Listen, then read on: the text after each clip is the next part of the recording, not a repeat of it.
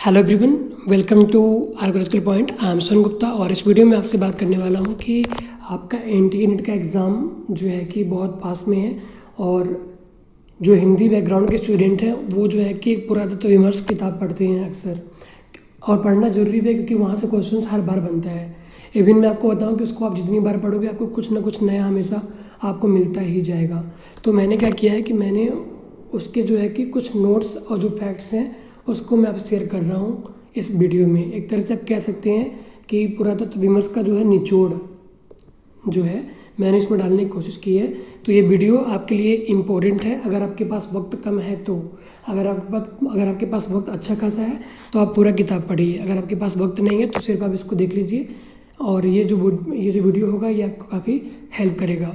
और ये जो है वीडियो 3 पार्ट में आएगा कम से कम, ये किताब पूरा, जो कि एक बार में बनाना आसान नहीं है। सो आप जो है इस वीडियो में लास्ट तक बने रहिए और एक एक फैक्ट्स को देखते रहिए, इससे आपको जो है काफ़ी जो है हेल्प मिलेगा। आपके एग्ज़ाम पॉइंट ऑफ व्यू से भी इम्पोर्टेंट है।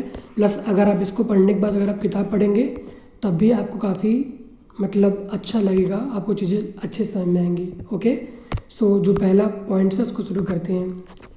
ये चार्ल्स लायल की पुस्तक का क्या नाम है? प्रिंसिपल ऑफ जियोलॉजी, जो कि 1868 में पब्लिश हुआ था। नेक्स्ट पॉइंट है मिनोअन जो सिविलाइजेशन है इसकी खोज किसने किया था? तो वो किया था आर्थर इवांस ने।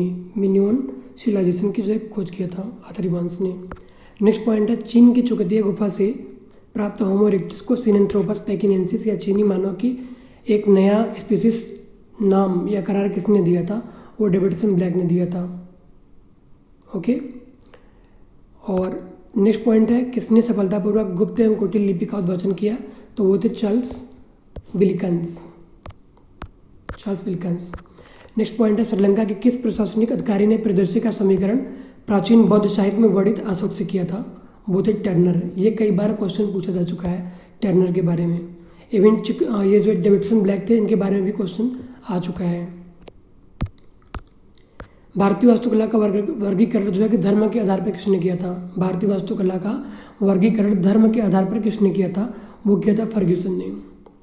भरौत स्तूप की खोज किसने की थी?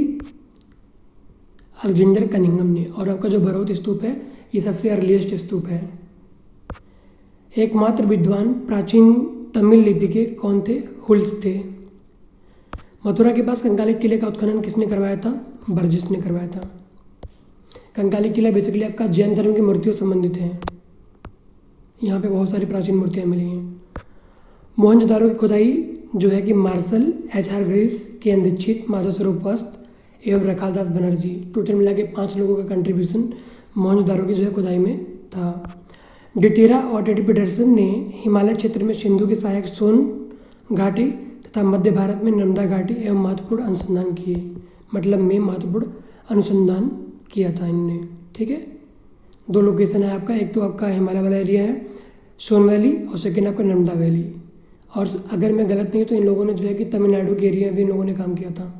अक्सर एक क्वेश्चन पूछता है इनके जो है कि डिटेरा और टेडी पीटरसन ने किन लोगों ने किन किन एरिया में जो है कि काम किया था, तो आपको इसको ध्यान रखना है।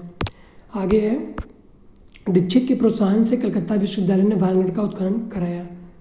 तो अक्सर एक क्वेश्चन पूछता है कि कौन ऐसे डीजी थे जिन्होंने जो है कि विश्वविद्यालय को परमिशन दिया खुदाई करने का? तो इस किताब के अकॉर्डिंग दीक्षित हैं। ठीक है, विदर्भ में मतलब महाराष्ट्र में ताकलघाट, खापा, मोरचरी, नैकुंड, भागीमारी आदि महास्म मतलब मेगालिथिक पुरास्थलों का उत्खनन किसने कराया? एक्सकवेशन जो है कि एसबी देव ने कराया था। कहाँ का? ताकलघाट, खापा, मोरचरी, नैकुंड, भागीमारी आदि। तो एक तरह से आपको याद रखना है कि कौन कौन सी साइट्स से जो है इम्पोर्टेंट साइट्स हैं विदर्भ क्षेत्र में। अर्नेस्ट मैके ने चंद्रदारों का उत्खनन कराया। हवाई छायांकन से किसका संबंध रहा है? वो जीएस क्राफर्ड का। ये भी क्वेश्चन पूछा जा चुका है। 1978 में जो है कि महदाह का साइट बचाव का उत्खनन करा, मतलब साइट का बचाव उत्खनन हुआ। ठीक है, बचाव उत्खनन जो है कि महदाह का हुआ है, प्लस नागार्जुनी कोंडा एक साउथ का साइट है उसका भी हुआ है। यहाँ से भी क्वेश्चन बन सकता है। नेक्स्ट क्वेश्चन है त्रिवमतीय पद्धति के प्रवर्तन का श्रेय किसको है? पीट रिवर्स को है।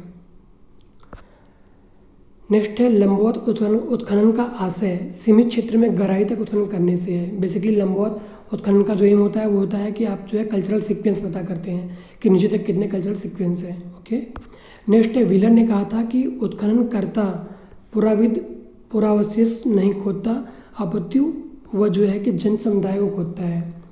मतलब व्हीलर का मानना था कि उत्खननकर्ता जो है कि पुरावशेष नहीं खोदता है बल्कि वह जन समुदाय को खोदता है।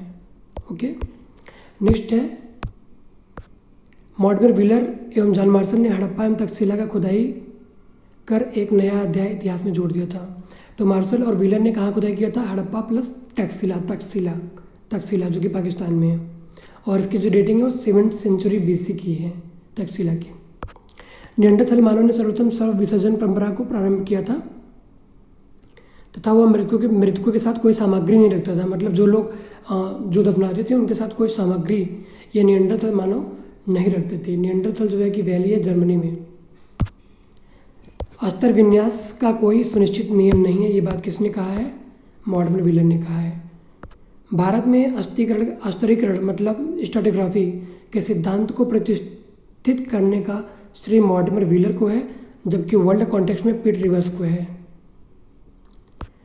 1816 में डेनमार्क के राष्ट्रीय संग्रहालय के CJ थॉम्सन, ये भी क्वेश्चन आया है, ने मानव इतिहास का एक तकनीकी रूपरेखा प्रस्तुत किया। उसने मानवकृत पुरावशेषों मतलब जो मानव द्वारा बनाए गए जो पुरावशेष हैं आर्टिफैक्ट्स हैं उसको उन्होंने 3 भागों में बांटा था, पाषाण काल, कांस्य काल, लौह काल। ये भी क्वेश्चन कितनी बार पूछा गया है ये भी। हाथियों एवं गैंडों के जीवाश्मों को निर्देशक जीवाश्म कहते हैं या फॉसिल इंडेक्स कहते हैं। हड्डियां जितनी पुरानी होती हैं उसमें फ्लोरीन की मात्रा उतनी बढ़ती जाती है। इसी आधार पर जो है चेक किया जाता है कि कौन सी हड्डियां नई है कौन सी पुरानी है। पूरा पुष्प पराग विश्लेषण विधि जो है लेनर वन पोस्ट ने विकसित किया था। किसने किया था? लेनर वन पोस्ट ने। उसके बाद नेक्स्ट क्वेश्चन है भू कालानुक्रम जिसे इंग्लिश में जियोक्रोनोलॉजी भी कहते हैं, विधि को विकसित करने का श्रेय है बैरन जेरार्ड दे गियर को है। नेक्स्ट है वृक्ष वलय कालानुक्रम प्रणाली को विकसित करने का श्रेय A.E. डगलस को है, जिसे डेंजरोक्रोनोलॉजी मेथड भी कहते हैं इंग्लिश में। रेडियो कार्बन तिथि प्रणाली को विकसित करने का श्रेय अमेरिका के प्रसिद्ध भौतिक विज्ञानवेत्ता विलियर्ड F. लीवी को है। इनके बारे में अगर थोड़ा सा इंग्लिश में पढ़ेंगे तो लिखा है कि Willard Frank Libby was an American physical chemist noted for his role in 1949। ये भी क्वेश्चन पूछा गया है 2004 क्वेश्चन में कि कब जो है खोज हुआ था 1949 में।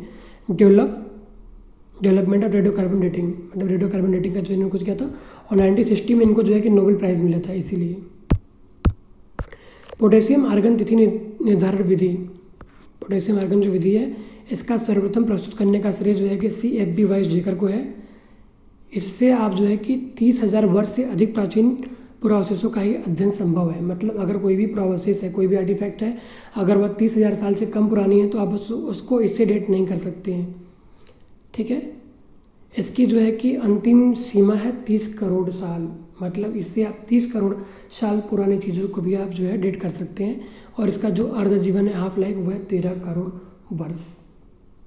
ठीक है, बेसिकली अगर मैं बताऊं आपको तो इसका जो है कि सबसे पहला यूज़ ओल्ड वाई गार्डन में किया गया था, जिससे वहाँ की रेटिंग 1.8 या 1.9 के आसपास आया था। और वही केन्या में एक साइट है वहाँ पे 1000 के आसपास, वहाँ पे जो है इसकी रेटिंग की गई थी 2.6 मिलियन मतलब 26 लाख के आसपास की रेटिंग की गई थी पोटेशियम आर्गन विधि के द्वारा। ठीक है, तो इतना जितना फैक्ट्स मैंने आपको अभी बताया इतना टोटल मिला करके ये 8 चैप्टर से मैंने जो है कि इन पॉइंट्स को उठाया था। मतलब 1 से लेकर के 8 लेसन तक का जो भी था पुरातत्व विमर्श, वहाँ से इतने फैक्ट्स मैंने जुटाए। तो अभी आगे जो नेक्स्ट वीडियो आएगा वो आपका जो है कि 8 से लेकर के 20 चैप्टर तक के जो भी फैक्ट्स होंगे उसके बारे में मैं आपसे डिस्कस करूँगा। तो इसी तरीके से आप वीडियो को देखते रहिए, ये आपको काफ़ी हेल्प करेगा। ओके, थैंक्स फॉर वॉचिंग, मिलते हैं आपसे नेक्स्ट वीडियो में। Take care.